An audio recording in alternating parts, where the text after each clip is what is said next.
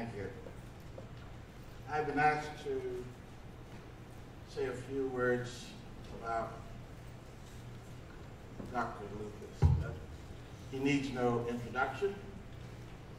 So I've been asked to talk about our personal relationship and how I know him. Briefly, I would say that Dr. Smith is a person who is accessible, he's humble, he's scholarly, and he's a friend. My remarks will be focused on these things. And there was no Thurman, now there is. In summary, as I look at my work in ministry and my journey in becoming a certified educator, I had to write a paper on the theologian. And I met a committee, and my theologian of choice was Dr. Thurman. And in this committee, there was no awareness of Howard Thurman. Well, I was not granted supervisory status that first appearance. There was no Thurman. My work was to teach the committee about Thurman. I knew Elizabeth Smith long before he began to do this work. Howard Thurman, the mystic as prophet. I went back, taught a committee about Thurman, and I passed. I was one of the first students, if not the first, to present Thurman as a theologian in the Association of Clinical Pastoral Education. And since that time, Thurman is well known. There was no Thurman, now there is. I came to Madison, South Carolina in 2001 and joined a group that had been in formation for, at that time, over 40 years. It was known as the Anderson Lay School Theology. They had the likes of Barbara Brown Taylor, Walter Brueggemann, and many others. There was no Thurman. Now there is. I met with clergy in the city of Anderson, black and white, from various denominations. There was no Thurman. I invited my friend, Dr. Lucas Smith, to come. He came to Anderson, that little city with one traffic light at church. And interestingly, since Luther Smith came, there are many traffic lights.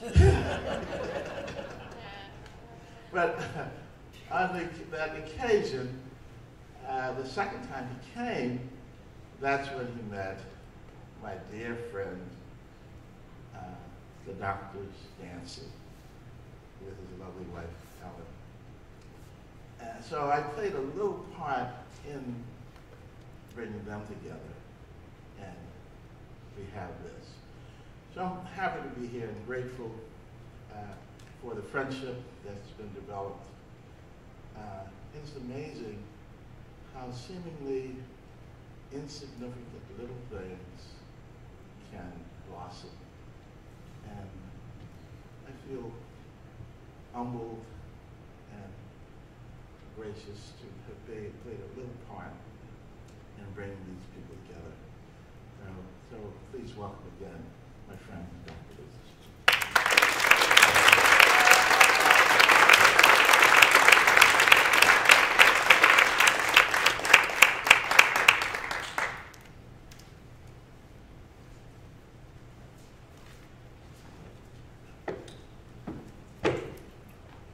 Thank you, Dr. George West, my friend, who I just cherish both personally as well as for the leadership role he has taken in the Anderson area with clergy and laity, and bringing to that community the kind of theological voices that enable us to be on the journey more faithfully, and feel very privileged to have my life expanded, not only in being in that context with you, but also what you've just mentioned in terms of the association, the sort of bridge you provided for connecting with the Dancies. Thank you so much. I close as I began, giving thanks to the Dancies as visionaries who enacted this for us, and express on behalf of all of us our indebtedness and our thanksgiving to you. And to Upper House and all of those who have contributed to this particular event, thank you. We know that this is the kind of an event that registrations in and of themselves do not pay for. We have to continue to remind students at the university that your tuition has not paid for these buildings, is not paid for the salaries, is not paid for upkeep, that we are here because of the generosity of others. And hopefully we express gratitude to those seen and unseen, living and dead, for their vision, for their willingness to give of their resources, for their thinking about us even when we have not thought about them. So thank you for that. This last presentation is entitled The Way Forward, and its focus is Thurman's visionary leadership as a resource for current and forthcoming opportunities for us to be a people who enact beloved community, that we are a people who enact beloved community. And this presentation is focused on us in this room. I don't think there's any significant benefit in talking about what needs to be done if we're not talking about our doing it. It's easy to suggest what others need to be about, and certainly that is the case. But hopefully we are not thinking of the kind of insights that emerge out of this time as for others to enact. This is our work. And the presentations of my colleagues, Dr. Dancy and Dr. Karen Marsh and Dr. Alton Pollard, has just provided us the kind of a perspective to go forward with the kind of resources we need in order to be the kind of people God has called us to be. And I thank you for that. We begin with a recording of Howard Thurman's entitled A New Heaven and a New Earth.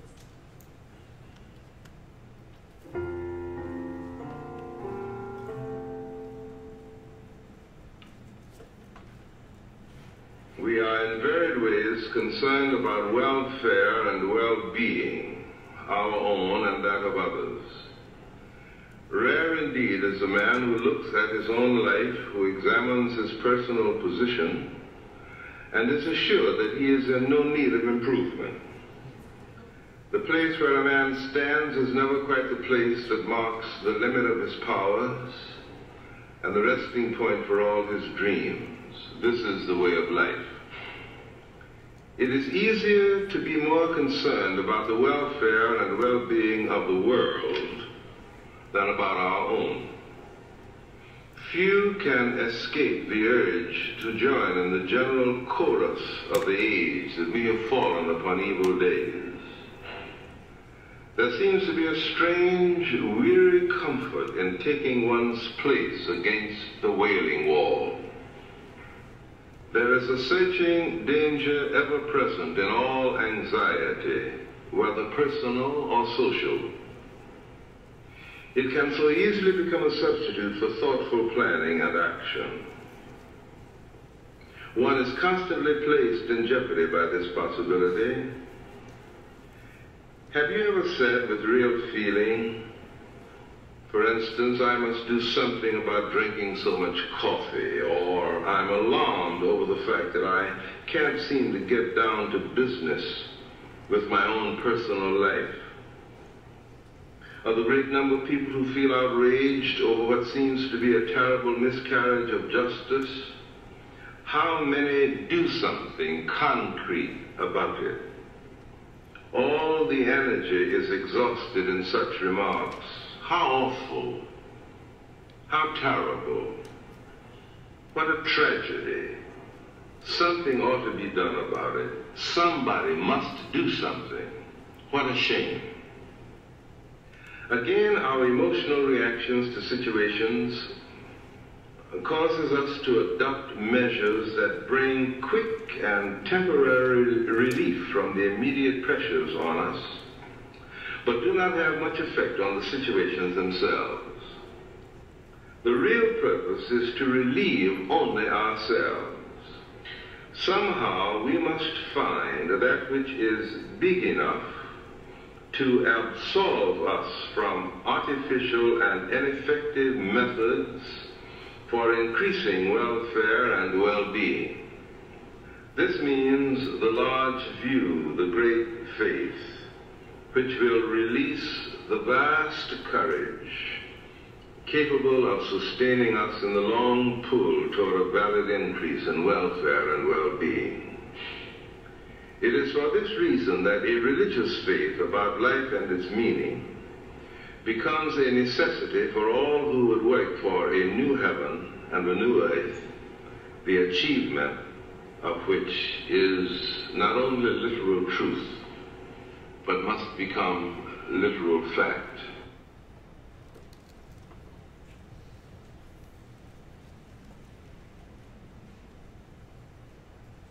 I continue with two readings. Thurman would often read a reflection, a prayer, a form of meditation before giving a sermon or a lecture. And when asked, his explanation for this is, I try to find something that relates to what I'm speaking about, and if a person doesn't get anything from me, hopefully they get something from what I've read. It's a rich collection of many, many notebooks that Thurman had, and there are two selections out of this collection of Thurman's that I have for us as we deal with this matter of the way forward. This first one is by Muriel Lester, a follower of Gandhi, who she worked closely with Gandhi. There was a man of God centuries ago who made the habit of waiting in silence before he took his food. He would wait until he could feel that God himself was offering him the food. One morning, his silent waiting was long. He could not feel that God was giving him his meals, so he fasted and prayed. During his prayers, he came to realize that an action displeasing to God had been committed. One of his followers had scorned and despised the man of low caste. God said, "Thus you dishonor me." The holy man was perplexed. "But Lord, if we were to honor such a man, we should be breaking the laws of our church." would you have us break those laws? God said, I do not ask you to break any laws. I only say you cannot have me and those laws. You must choose. Lord, I choose you then. The holy man was so uplifted by these new thoughts that he said, as soon as morning breaks, I will go out to tell all of this new, great teaching. He slept from 2 till 3 in the morning. Then God called him again. Why do you wait thus for the morning? Does the sun make the morning of your life, or am I your morning? Lord, I go now, said the holy man. As he set out, he saw sweepers, tanners, builders, and others of every trade starting out for their day's work. He stopped them, taught them what God had told him that day, that barriers between persons must be broken down. God is everywhere, between persons of different creeds, habits, clothes, nations, or castes. This is a hard teaching. No wonder, some say, in my path are barriers, churches, temples, chapels, holy things. Ah, if they were only walls, Lord, I would break them down at whatever cost of energy or pain. But they are holy things. Must I break through these?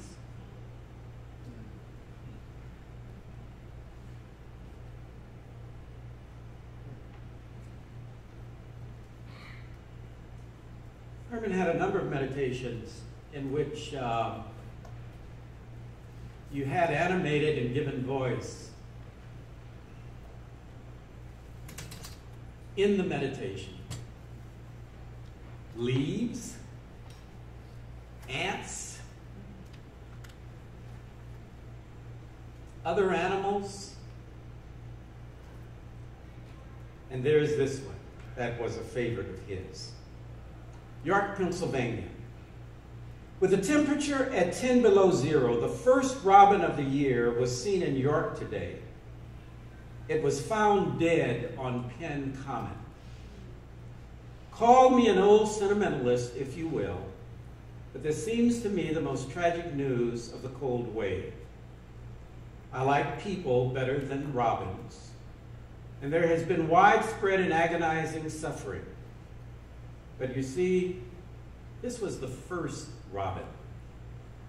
He was by all odds the pioneer of his clan. He flew up from the south days, weeks, and months before any reasonable robin weather was to be expected. Without doubt, the rest tried to discourage him. They spoke of the best recorded experience of bird kind. Rome wasn't built in a day, some other robin told him.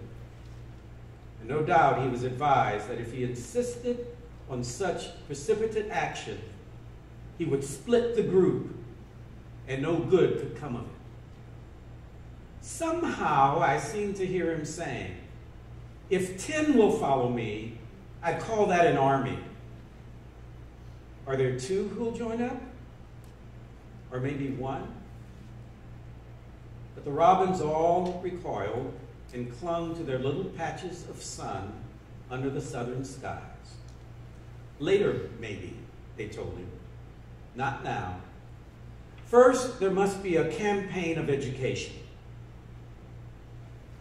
Well, replied the robin, who was all for going to York, Pennsylvania, without waiting for feathery reinforcements. I know one who'll try it. I'm done with arguments, and here I go. He was so full of high hopes and dedication that he rose almost with the roar of a partridge. For a few seconds, he was a fast-moving speck up against the palm trees. And then you couldn't spot him, even with field glasses. He was lost in the blue and flying for dear life. Impetuous, I call it, said one of the elder statesmen, while someone took him a worm. He always did want to show off, announced another, and everybody agreed that no good would come of it. As it turned out, maybe they were right. It's pretty hard to prove that anything has been gained when a robin freezes to death on Penn Common. However, I imagine that he died with a certain sense of elation. None of the rest thought he could get there, and he did. The break in weather turned out to be against him. He just guessed wrong in that one respect. So I wouldn't think of calling him a complete failure. When the news gets back home to the robins who didn't go, I rather expect that they'll make him a hero. The elder statesman will figure that since he is dead, his ideas can't longer be dangerous, and they cannot deny the lift and the swing of his venture. After all, he was the first robin. He looked for the spring, and it failed him. Now he belongs to that noble army of first robins. Many great names are included. The honors of office and public acclaim, of ribbons and medals, the keys of the city.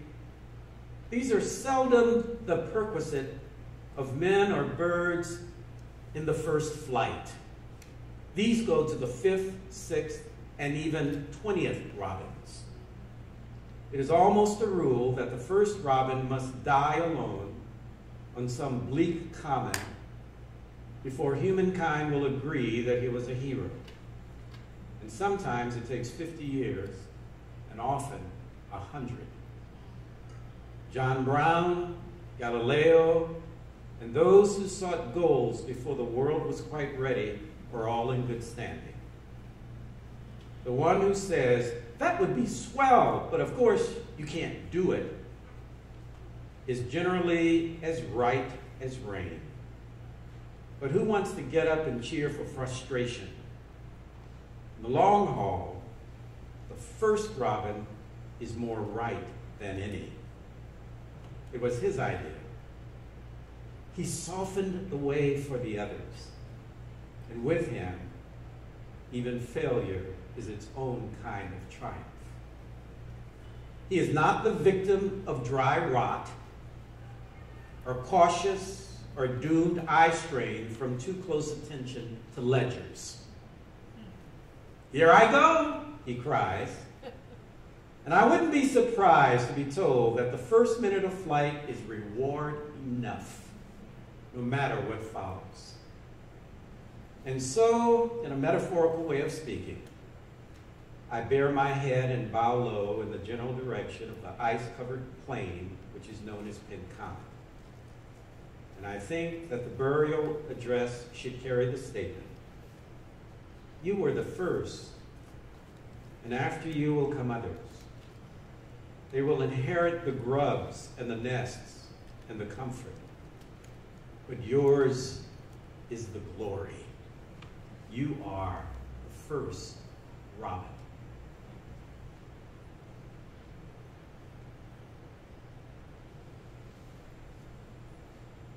Religion, as a source of hope for beloved community, must do more than cast a vision of community. Religion must also call us together and guide us on how we can communicate our hearts to others and embrace the hearts of others as we endeavor to live together faithfully. I believe Howard Thurman provides us both a vision for and action steps toward beloved community. In remembering Howard Thurman, we remember how our lives have a calling to relationships and experiences of ultimate meaning and significance. This message of Howard Thurman is a radical message. A radical message. For Howard Thurman really understood the life of Jesus as a radical life, a radical witness. In Howard Thurman's sermon entitled Commitment, he says this about Jesus. And do you wonder why we have a so-called Christian civilization that doesn't bother with Jesus? He's the most dangerous figure on the horizon of mortal man. And if we seek to reproduce in ourselves the religion which he experienced, we shall destroy our civilization, and there shall not be one stone left on the other. So what do? We pray to him instead. That's easier. We just walk by, as they do once a year in the Soviet Union, I'm told, on Lenin's birthday. Pass by before his bier and pay tribute, because this is a dangerous man. Clarence Jordan, the founder of Koinonia Farms, that became Koinonia Partners, and the writer, the New Testament scholar who wrote the Cotton Patch Gospels, Clarence Jordan says, we would much rather worship Jesus than follow him.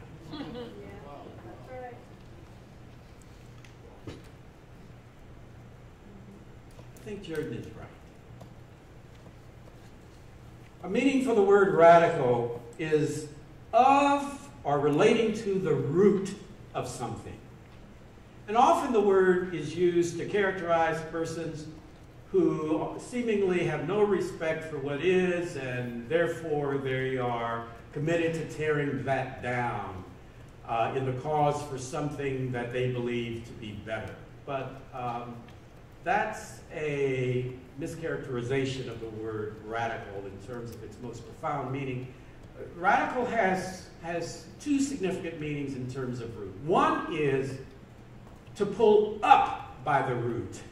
Those things that have found their way to the fertile soil that really should not be there, and which jeopardize the well-being of the crop. To pull up by the roots. Second meaning of the word radical in terms of root is to go to the roots. To recognize that there are persons who have really not been attentive to the root. They see what is growing, and they are interested in what flowers, but they are not interested in the root and nurturing the roots and being informed by the roots and recognizing that their care for the roots is essential to whatever is to be harvested. If religion is to be a source of hope in moving societies beyond status quo realities of alienation and conflict, its adherents must remember their radical responsibilities. We are called to be radical.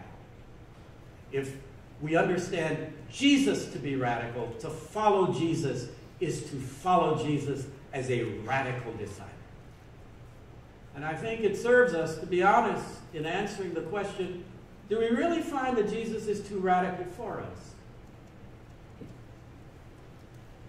And to be honest, and I would say, I would hope you would not just answer that question now, because that doesn't mean a whole lot. But we answer this question day by day, moment by moment, as we face challenges, some of which we can't even imagine now. But the question remains, as we perceive where Jesus is into the future that we move, as we perceive where Jesus is at times and places where we are confronted by the realities that we understand Jesus confronted, is Jesus too radical for us? And do we say, oh, it's wonderful that he had this response, but I can't do that?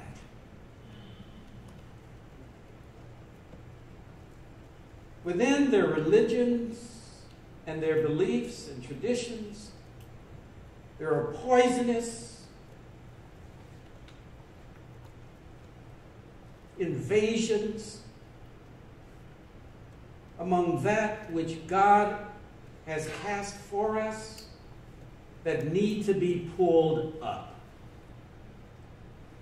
And adherents need to get back to the roots of their religions also discover how to nurture and to care for them and to recognize what they seek to provide. For example, considering enemies are often understood to be those who are other than ourselves. How do we relate to enemies?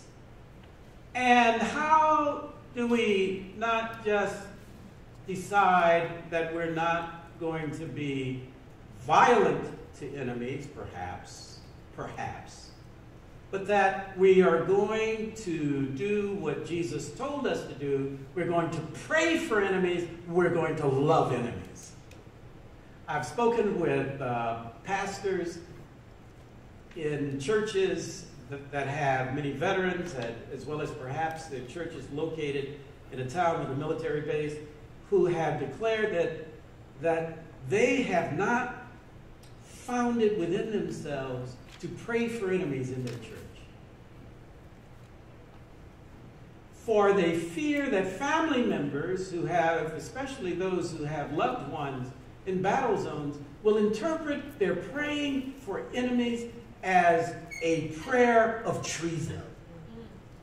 You are praying against the welfare of my husband, of my child, of my daughter, of my wife.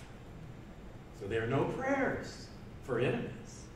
So there are prayers for the safety of my loved ones. Oh, there are prayers about enemies, but that's not praying for enemies. Two different ways of praying. One of the exercises I gave to students in a class I was teaching on prayer was for them to write a prayer for ISIS.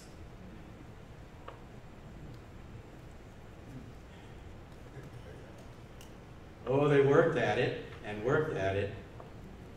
And you know, as Dr. West will tell you, sometimes clinical supervisors will ask questions for which they don't have the answer, but they're interested to see what comes forth. Well, I didn't know what these students were going to come forth with, but I tell you, the prayers that they labored over, and they began with prayer in this, and to a student, and these were Doctor of Ministry students, all of them had graduated from seminary. None of them had had the experience of praying for enemies. And they worked and they toiled, and I told them, I want you to think of this as not just a personal prayer, but a prayer that you're willing to deliver in public. They developed these prayers for class, and one of the groups that developed the prayers published the prayer in the newspaper. It had asked the colleagues if this was okay, and they said fine. And there was such a reaction that he was invited to come on a radio program and talk about this. And then there was interaction within the life of the community. But it says something about how odd it was to have something that Jesus told us to do to be done.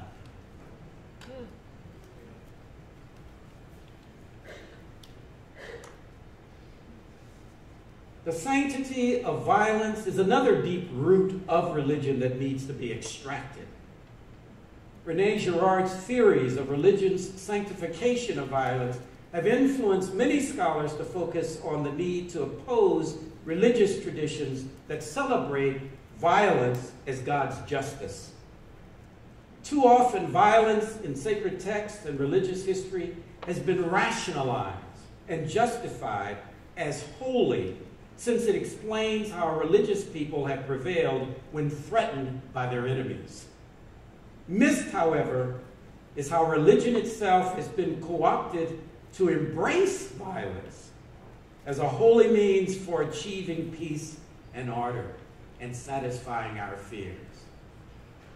These are holy things. Must these to God be taken? Religion has not only been infected by violence, it is a willing host and transmitter of violence. Religious adherents must resist the amnesia regarding the origins of violence.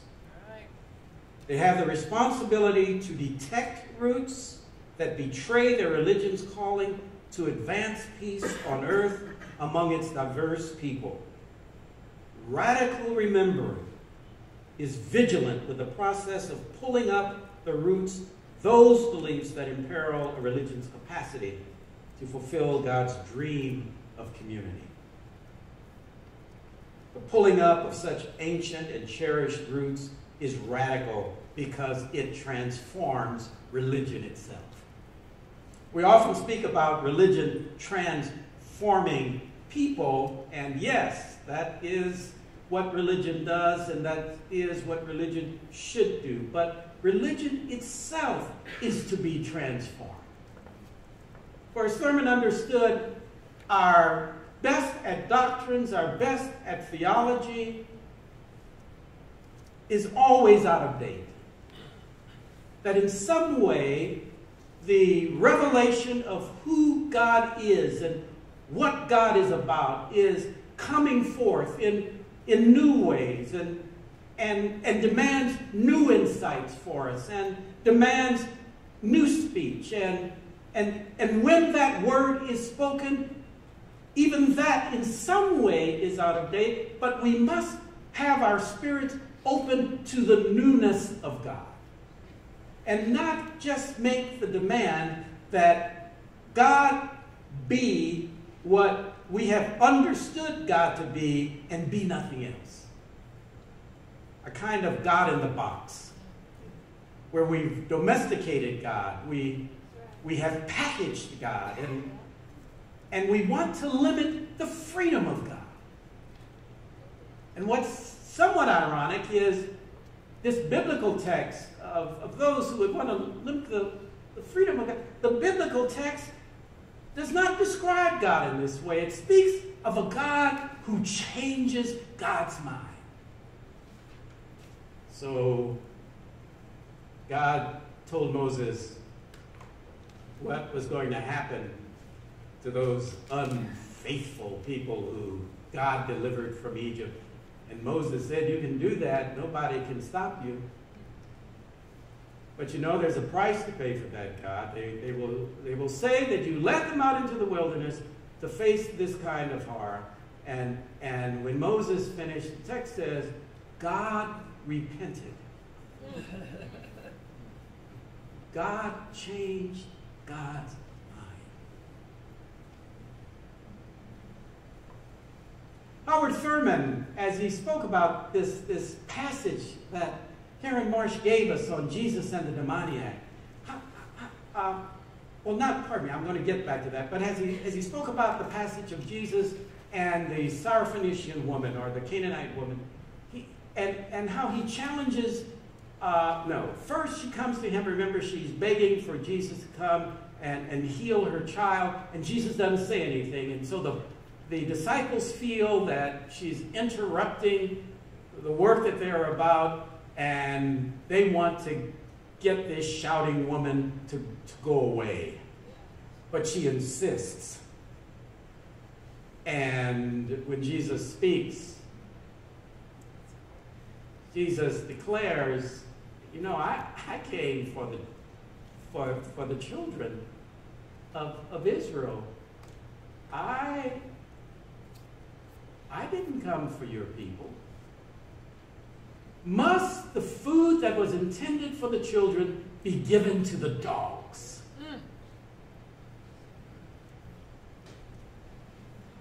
And when she responds, but even the dogs can benefit from the crumbs that fall from the children's table. I think there's a long pause in the scripture.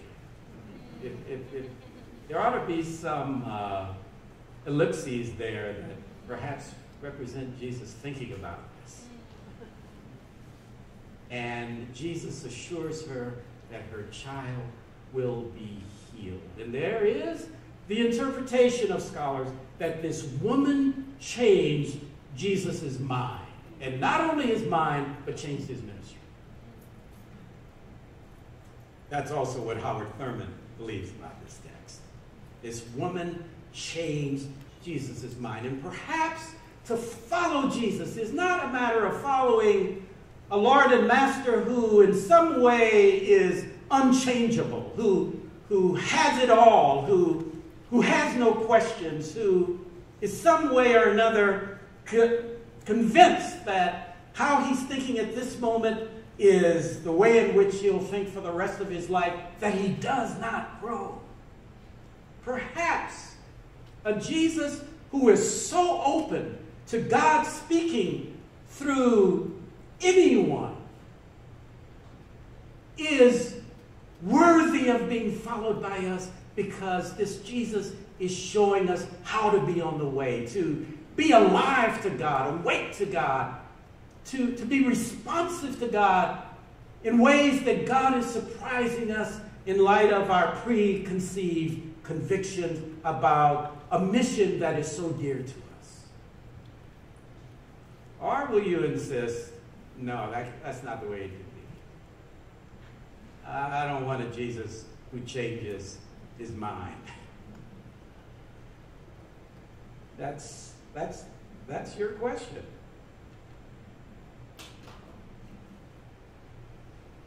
Perceiving anew, or seeing increasingly as God sees the world, depends upon the radical commitment to pull up roots that fails to nourish God's shalom. Thurman had this statement that whatever is true in a religion is not true because it's in the religion.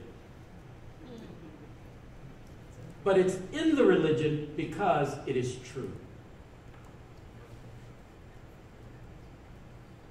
Establishing communities of peace also involves radicals who identify the roots in a religious tradition that nurture and care for people of other faiths, people who are strange to us, people who are even perceived as enemies. And these radicals who care for others, who recognize this is in their roots, illumine the passages in their sacred texts and narratives from their religious history that highlight hospitality and acts of kindness to strangers. Love extending beyond the border of those of my tribe. Their religious heritage is a source for future collaboration with others. Religion is a source of hope for peace, not only in pulling up roots and going back to roots, but religion requires the activity of nurturing roots. And Thurman emphasizes we can be guided in this through the spiritual disciplines. And as has been referenced, his book on disciplines of the Spirit is, I think, an excellent resource. And I just want to follow the primary themes in understanding how Thurman understood that the disciplines serve us. He says, they are the means by which we make sense of religious experience. You can have a religious experience of community, but interpreting correctly that religious experience requires the disciplines of the Spirit. They are the lens that enable us to look at an experience and understand what it means from moment to moment, from time to day. It doesn't mean we're going to always get it right, but they guide us. They are the yoke that steadies us, that disciplines us, that leads us to the path to which God is calling us. He says the place and significance of spiritual disciplines and exercises cannot be overemphasized. There is no necessitous relationship between the disciplines and the awareness of God's presence. All disciplines of this character are meant to ready the mind, the emotions, and the spirit. Thurman does not offer us a roadmap on this journey, but he does provide us resources for traveling on the journey, for things seen and unseen. As I said, from the Latin American communities, we shall build the road as we walk it. This openness to the reality of journey and what is unknown, but the awareness of readiness for the journey and what is needed for the journey points us to the significance of the disciplines. Thurman begins in the book Disciplines of the Spirit with the discipline of commitment. It's essential to living the life of faithful discipleship. And I want to read to you because I think it's one of the most powerful statements about commitment. This passage that when you have Disciplines of the Spirit, it will start on page 19. He says, in Christianity, there is ever the central and inescapable demand of surrender. The assumption is that this is well within the power of the individual. If the power is lacking, every effort must be put forth to find out what the hindrance is. No exception is permissible.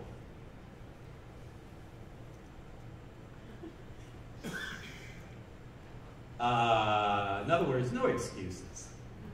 No excuses. If the eye is a hindrance, pluck it out. If the arm is a hindrance, cut it off. That's Bible. Whatever stands in the way of the complete and full surrender, we must search it out and remove it. If a bad relationship is a hindrance, one must clean it up. In other words, whatever roadblocks appear, the individual must remove them.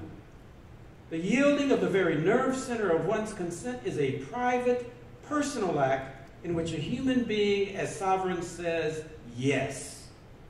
The ability to do this, to say yes, is not the result of any special talent or gift or endowment. It is not the product of any particular status due to birth, social definition, race, or national origin. It is not a power one can exercise only if given the right by one's fellows. It is not contingent upon wealth or poverty, sickness or health, creed or absence of creed. No, the demand is direct and simple. Surrender your inner consent to God. This is your sovereign right. This is your birthright privilege. And one can do it directly and in one's own name. For this, no one needs special sponsorship. One yields one's heart to God, and in so doing, experiences for the first time a sense of coming home and of being at home. I think Thurman is right. You know, I don't think that many of the problems that we face in terms of our faith heritage is because we don't understand it fully. I think we have a lot of insight on what faith requires of us. I also think we have a lot of insight on the problems that we're trying to address. But what we don't have a lot of is courage. And without courage, you can have all of the wisdom, you can have all of the knowledge, you can have all of the awareness, and without courage, it doesn't make any difference. Unless you're just going to teach about it, and preach about it, and sing about it, and testify about it, but without courage. And the famous theologian Helmut Thielicke said, "It's a sorrowful day when a person does not live inside the house created by their own words."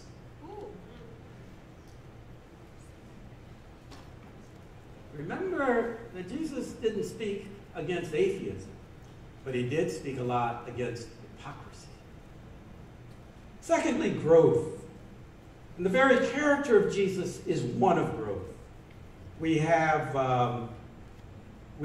Gospels that did not make the canon that presents a Jesus who did not grow, a Jesus who from infancy and childhood is all-knowing and who's a terror in the community. A child bumps up against him and he strikes the child down and says, "You godless dunderhead."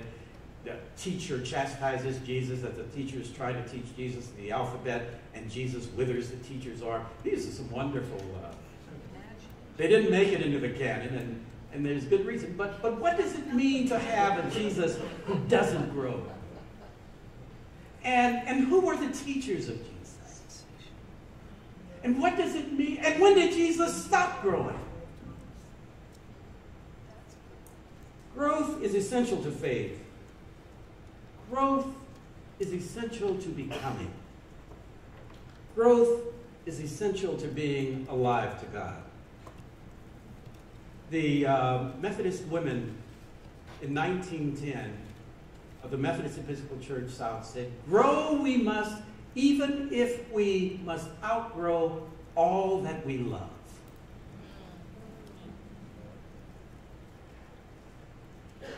A third meditation for Thurman is prayer. It's taking seriously the experience of being in relationship with God, perhaps even being in love with God.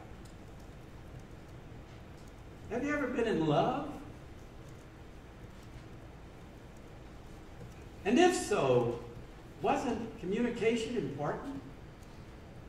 What does it mean for someone to say, "Oh, I love you," but there's no telephone call? There's no text. There's no email. There's no cards coming in the mail. There's no letter. When there's this ability. And prayer is like this. What does it mean to say that I desire this relationship with God and there's no prayer to follow up on it? This determination that there's this outpouring of my heart. Even those times when one's prayer life seems to be rather impoverished in terms of getting a response, that I continue to speak my heart. Because without such speaking, because none of this is a matter of changing God's will, but without such speaking, I fail to be creatively changed. Prayer is essential to my transformation. And once I lose the desire to pray, something in me begins to die. Suffering. And Thurman speaks of suffering in at least two ways. One is what happens to me, that suffering can be instructive. It can give us lessons on how to live in ways that deepen us and make us aware of our capacities, and at times even give us a different way of paying attention to other things other than the pain. But he's also talking about suffering as a choice, and we don't get this from many people who write about the disciplines. So many times people are offering disciplines that make us feel good. You know, if you do this discipline, you're going to get wealthier. If you do this discipline, you're going to have more friends. If you do this discipline, you're not likely to fall upon illness. So often, this sort of health and wealth understanding of disciplines is promoted and sells a lot of books, gets you on television, and you're able to travel about. People believe if they get your cloth and your oil, then everything's going to be all right.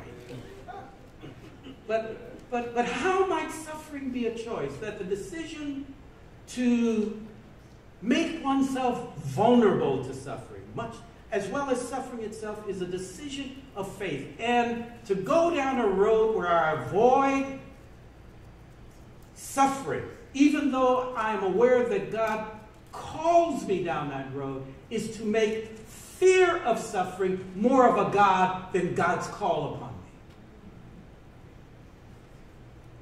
me. Jacques Bunal, a Carmelite priest, when he was warned what might happen to him if he was caught by the Nazis because he was harboring children, he answered, "Don't you think that if that happened, what the Nazis could do to me, and if by chance I were shot, I would thus be leaving my pupils an example that would be worth more to them than all the instructions I could give them."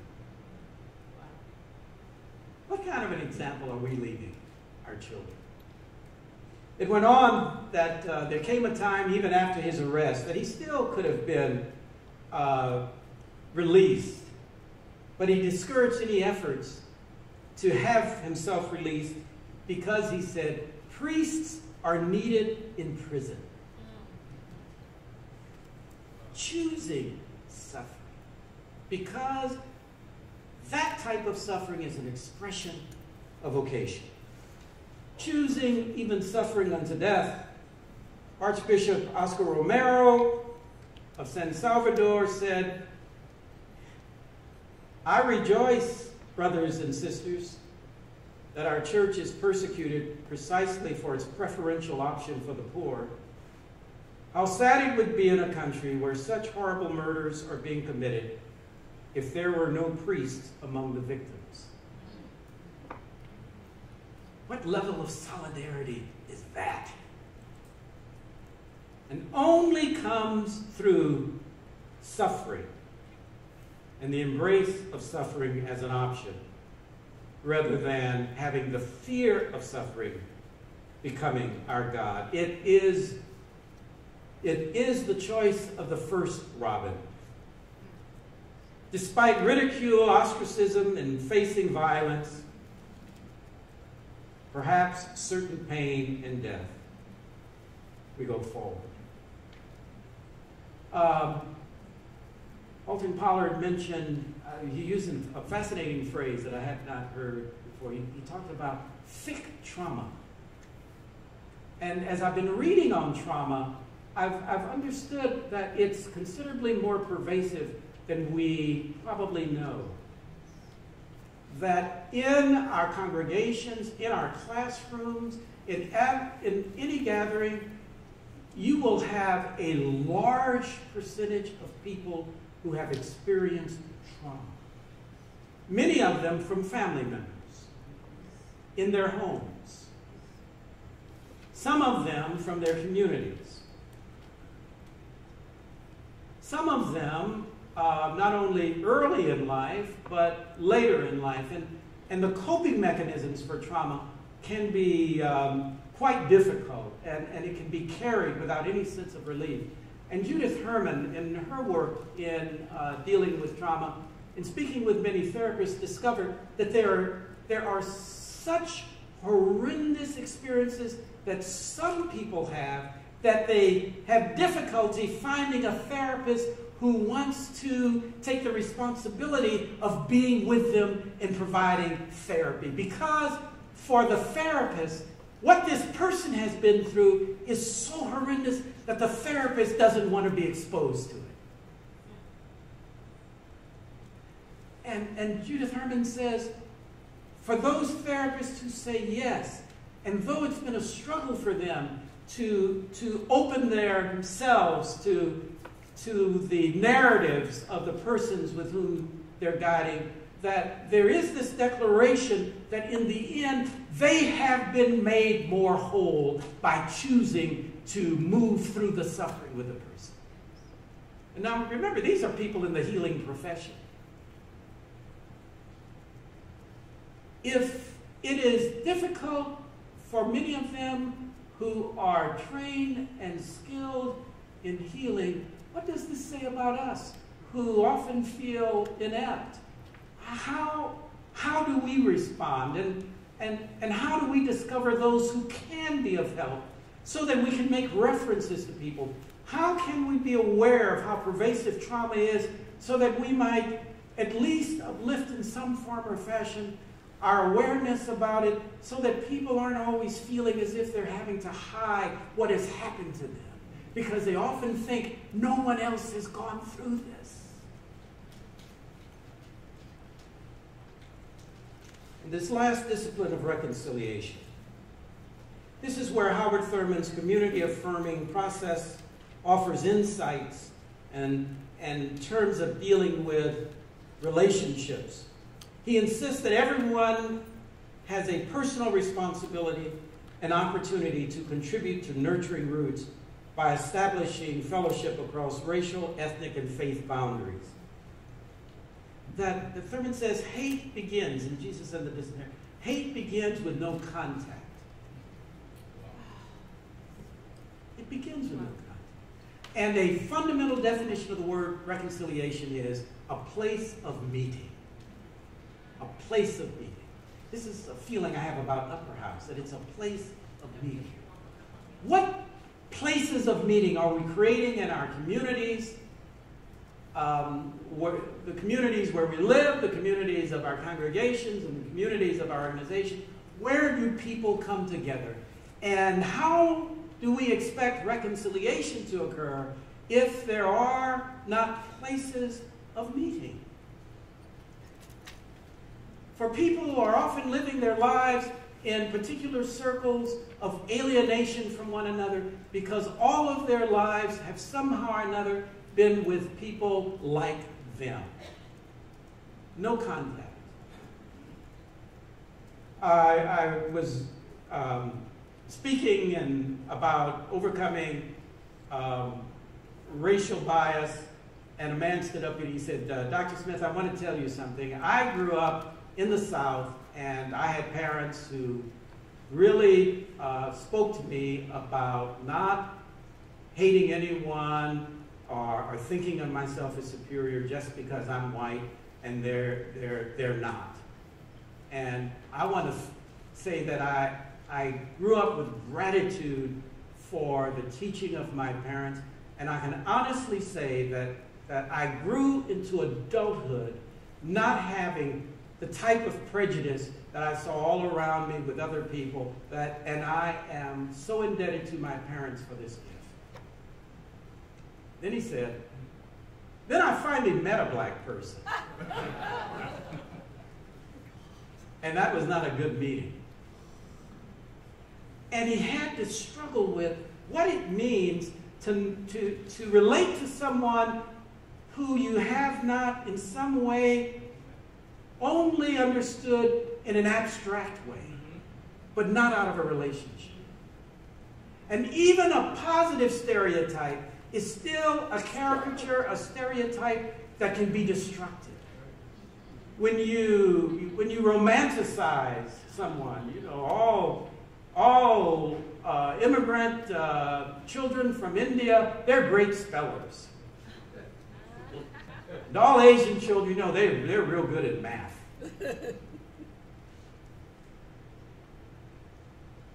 To only be relating to one another with this kind of abstraction fails to serve us. Then Thurman says the next level is contact, but without fellowship. Fellowship that leads to sympathetic understanding. So perhaps you're riding the bus with a diverse group of people, but you're not in a relationship with them.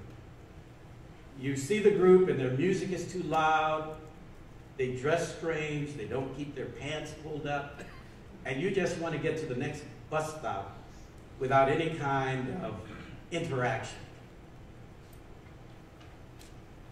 But you project on them all sorts of things that suggest to you you're doing better to not say anything, to be invisible. Or you live in an apartment building and there are people from countries who cook with all kinds of spices, the aroma of which you don't appreciate. And you see these people at the mailbox. You have contact with them. You'll pass them in the hallways, on the stairwells. But you know, increasingly you don't like them because their aromas don't stay in their apartment. They are in the hallway, and you have guests. And the first things your guests experience are these aromas in the hallway. And the aromas don't just stay in the hallway. They come into your apartment. And you didn't pay to have these. You don't cook like this. So there are all kinds of ways in which you characterize these people as being indifferent. They're insensitive. They fail community. You don't say very much to them about it, but you talk to your neighbors about it. And it's this kind of alienation that Thurman says leads to hate walking the earth. It builds and builds its own momentum. Such alienation is not a pre-crisis situation. Such alienation is the crisis. And we have the possibility of addressing it by extending ourselves and helping others to extend themselves.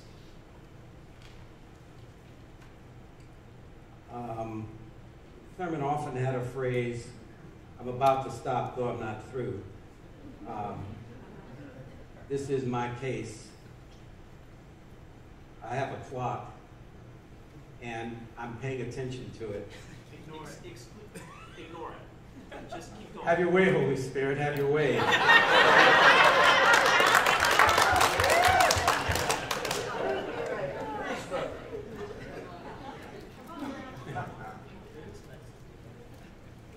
Reconciliation as a place of meeting. The challenge for all of us is to create such places and to participate in such places and to recognize how invitations to us are not necessarily minor things. Be very careful about thinking that an invitation is not a serious matter. The invitation to a protest, the invitation to church, the invitation to sit with one who says, "I just need to talk with someone." The invitation of someone who says, "I'm sorry, will you forgive me?" Reconciliation as a process is not a static matter. Reconciliation is not just a matter of the more we get together, the happier we'll be. Reconciliation has to do with the importance of commitment and skills of engaging that which alienates us from one another and working at it, working at it, working at it. It involves the exercise of the discipline of hospitality and to cultivate that within ourselves continually. It is welcoming the stranger. William May, in his book, A Catalog of Sins, says that in many languages, the word for stranger is the same word that is used for enemy. What does it mean when we begin to think of strangers, perhaps even unconsciously, as enemies? As enemies. You are not of my tribe. Therefore,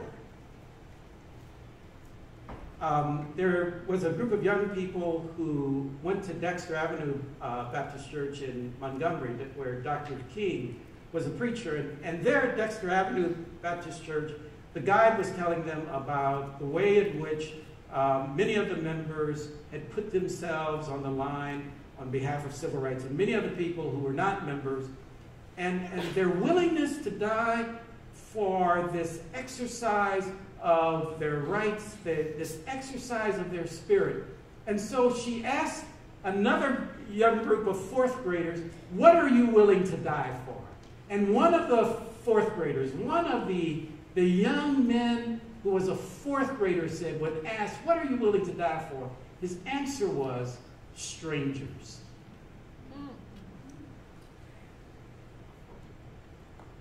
I get goosebumps. Who taught this child? What kind of religious education program shaped this child? Who am I willing to die for? I'm willing to say family, friends, some of my neighbors. But strangers? A stranger? We are people who want to lift up the pluralistic society as the possibility for beloved community, what God envisions for us. And what's going to be crucial to this is helping people to claim their racial, ethnic, and gender identities. I will often have an exercise in my class where I'm asking students to write in a list of 10, "I am blank, I am blank." And I say, fill in the blank. And so students will write, "I am from the South. I am a Christian. I am..." So they have a list of these I am characteristics. I am middle-aged. I rarely get a white student who writes, "I am white." And practically every black student will write, "I am black."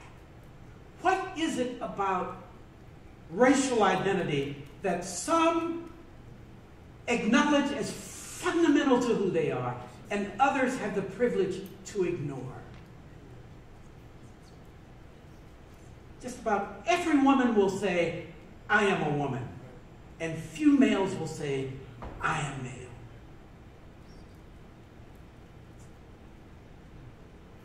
And it can be stunning to them that they have left it out. But it says how sometimes we go around, even unconsciously or subconsciously, with the inability to acknowledge a dimension of ourselves that is very public and fundamental to crossing boundaries, but we ourselves do not necessarily think of relating to another with the acknowledgement of this as who we are. And what does it mean to relate to someone for whom this matter of race is clearly a matter for us to be attentive to in terms of who we are to become together?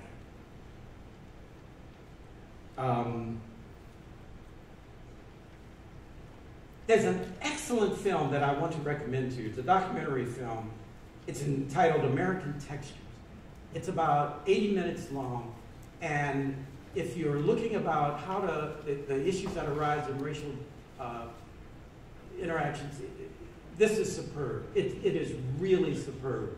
And it's produced by a group called Crossing Boundaries. And what I love about it is you get at some issues in these 80 minutes that people do not otherwise get. To have this group of young adults who start out traveling together, white, Hispanic, African American, and they're just having a great time, but they're together long enough where the racial issues begin to emerge, and pretty soon, about halfway through the film, the white young adults are in one car listening to their music, and the African American and the Hispanic are in another car listening to their music. And when they begin to deal with conflict, it's the white young adults who only want to be dealt with in terms of how they feel as an individual. They don't want to take ownership for anything their ancestors have done. And the black young adults say, I'm not talking about just you. I'm talking about what's happened to my people and what is happening to my people.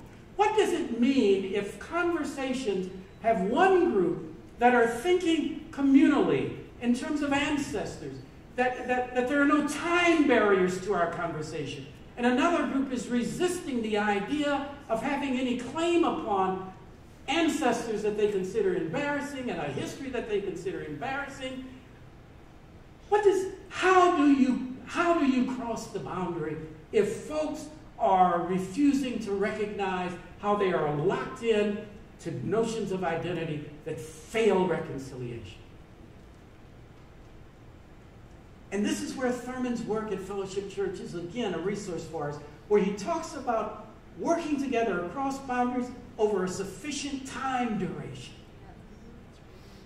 You don't go to a meeting and say, I'm going there so that we can get reconciled.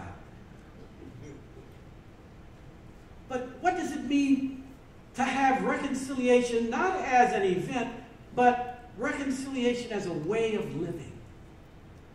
A way of living with no time cast upon it, with no fixed endpoint. Reconciliation that is not too painful to go through.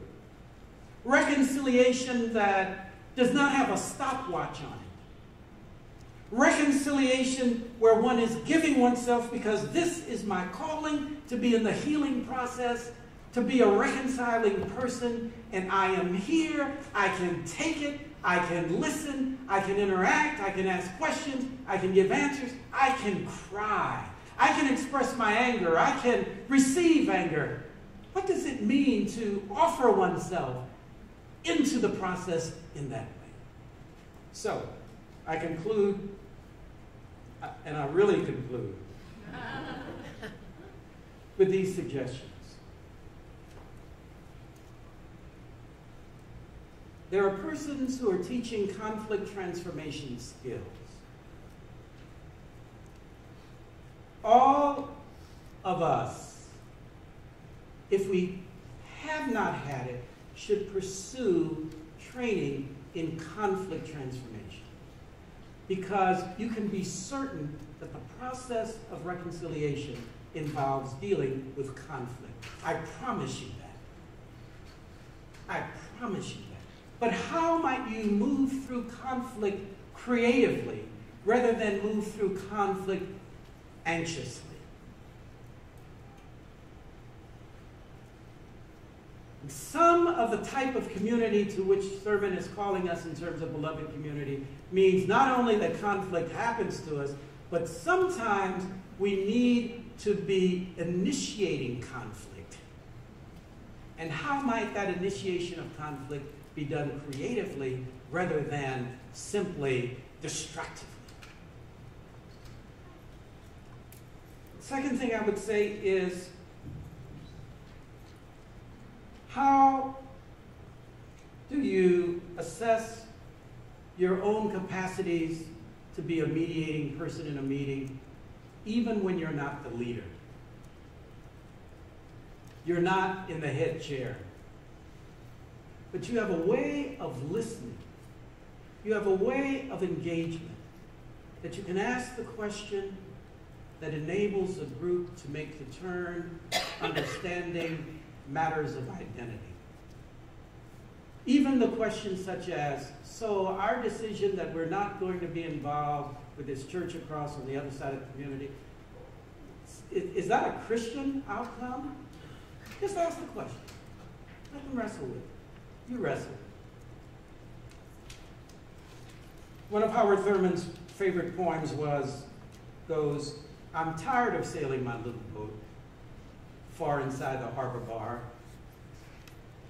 I want to go out where the big ships float, out on the deep where the great ones are. And if my frail craft should prove too slight for storms that sweep the billows o'er, I'd rather go down in the stern fight than to drowse to death by the sheltered shore.